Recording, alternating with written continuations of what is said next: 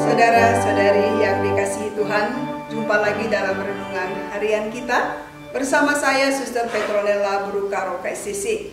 Hari ini hari Selasa tanggal 21 Maret 2023, hari biasa pekan keempat masa Prapaskah. Bacaan Injil yang akan kita renungkan diambil dari Injil Yohanes bab 5 ayat 1 sampai ayat 3 dan ayat 5 sampai ayat 16. Sesudah itu ada hari raya orang Yahudi dan Yesus berangkat ke Yerusalem. Di Yerusalem, dekat pintu gerbang domba, ada sebuah kolam yang dalam bahasa Ibrani disebut Bethesda. Ada 5 serambinya, dan di serambi-serambi itu terbaring sejumlah besar orang sakit, orang-orang buta, orang-orang timpang, dan orang-orang lumpuh yang menantikan goncangan air kolam itu. Di situ ada seorang yang sudah 38 tahun lamanya sakit.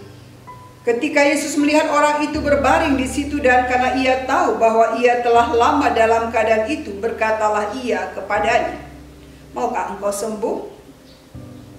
Jawab orang sakit itu kepadanya, "Tuhan, tidak ada orang yang menurunkan aku ke dalam kolam itu apabila airnya mulai goncang. Dan sementara aku menuju ke kolam itu, orang lain sudah turun mendahului aku."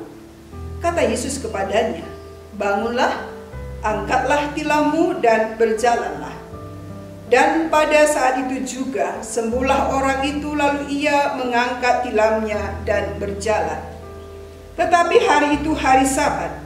Karena itu orang-orang Yahudi berkata kepada orang yang baru sembuh itu, "Hari ini hari Sabat, dan tidak boleh engkau memikul tilammu."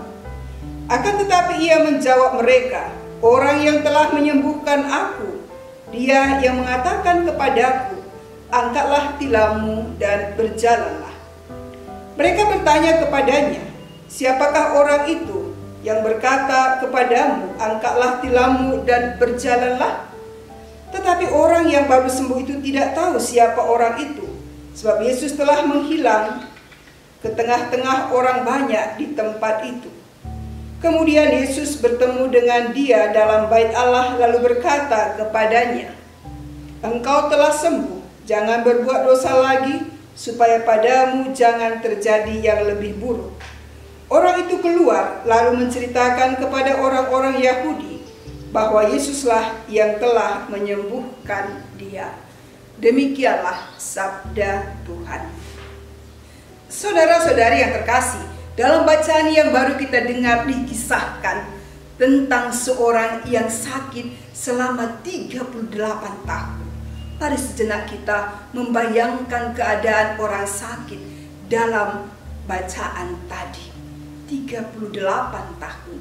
Waktu yang sangat lama ia menderita sakit dan selalu mengharapkan belas kasihan orang lain untuk menurunkannya ke dalam kolam yang terkenal goncangan airnya yang pertama dapat menyembuhkan berbagai macam penyakit.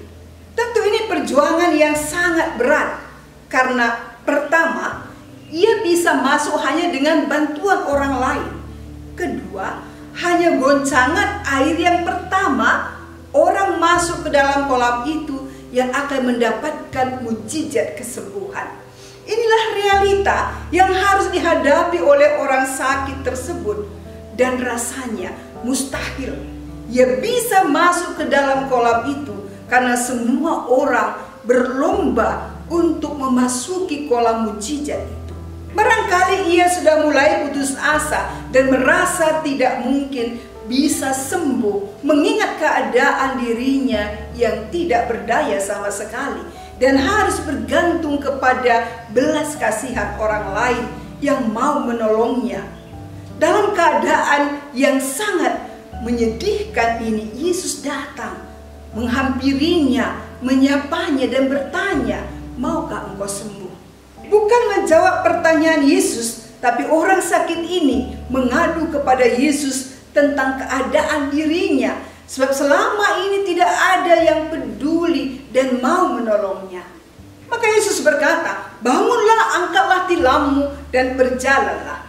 Seketika itu juga ia berjalan. Di akhir pesannya Yesus berkata, engkau telah sembuh.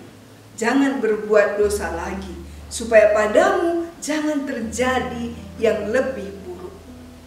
Kasih Yesus telah mengalahkan segala kesalahan dan kelemahan orang sakit ini. Saudara-saudari, dalam hidup mungkin ada saat di mana kita juga begitu lama mengharapkan pertolongan Tuhan. Entah karena sakit, karena ekonomi, pekerjaan, jodoh, kehadiran anak dalam keluarga, rumah tangga yang kurang harmonis, dan lain sebagainya. Situasi ini membuat kita menjadi putus asa.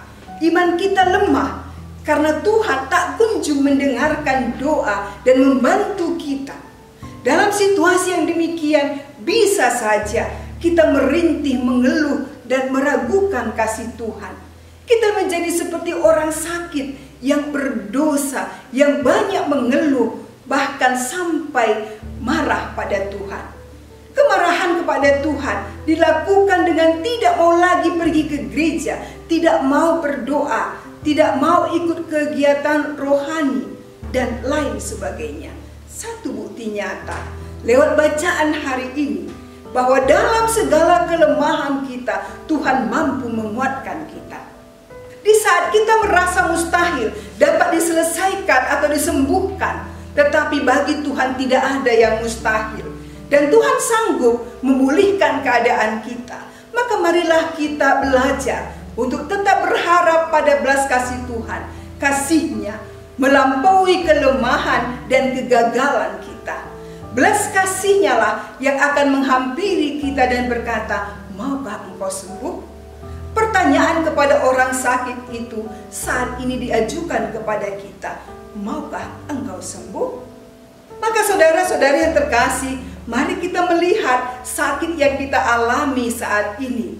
Sakit fisik, sakit batin, karena luka hati, kecewa, karena alasan apapun, dendam, merasa diri kurang berharga, ekonomi yang memprihatinkan, kenakalan anak-anak, dan lain sebagainya.